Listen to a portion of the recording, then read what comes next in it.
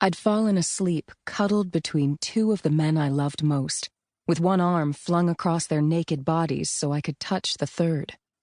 All three of them were warm when I fell asleep, but when my phone woke me hours later, only two of the bodies in the bed were still warm. The only vampire in the bed had died when the sun came up a mile over our heads in our nice, safe cave of a bedroom.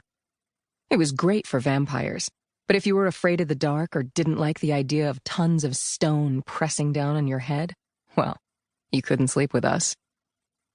I scrambled over Nathaniel's almost fever-hot body for my phone, which was plugged in on the bedside table. But when the screen came on, it was his phone, not mine, because his lock screen was a picture of the three of us, and mine was a close-up of our hands entwined with the new engagement rings. I finally got my phone and hit the button, but it had already gone to voicemail. Micah asked in a voice thick with sleep, "Who was it?"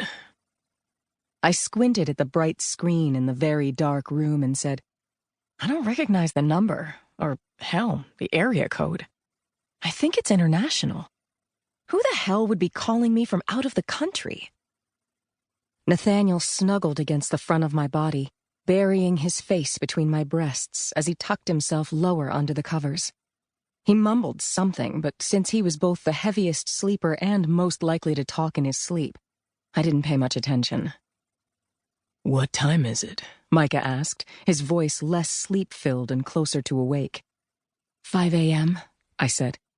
I clicked my phone to black and tried to put it back on the bedside table, but Nathaniel had pinned me and I couldn't quite reach. "We've only been asleep for 3 hours, he said, in a voice that was starting to sound aggrieved. I know, I said.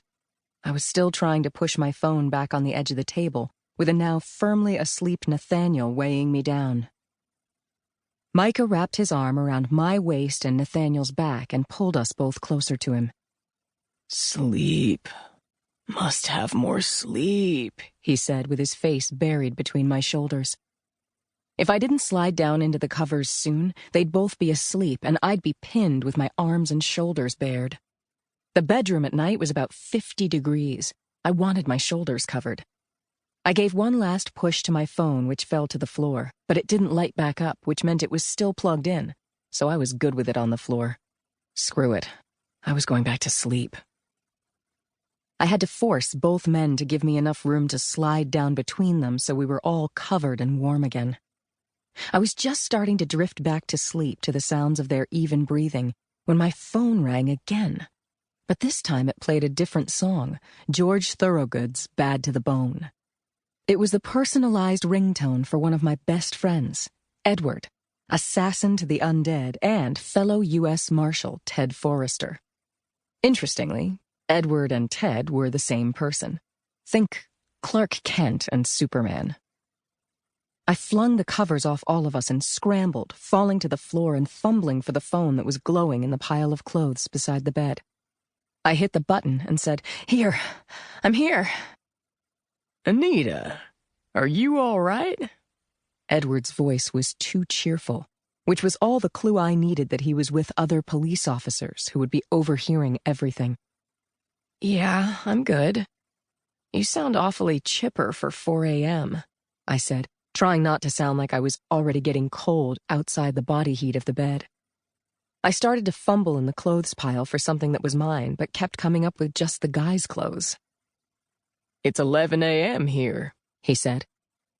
He wasn't home in New Mexico then, so I asked, "Where are you?" "Dublin." "Dublin what?" "Ireland," he said. I sat naked and shivering on the floor, scooping through the pile of clothes around me like a bird trying to make a nest, and tried to think. I failed, so I asked, "Why are you in Dublin, Ireland?" "For the same reason I'm calling you, Anita."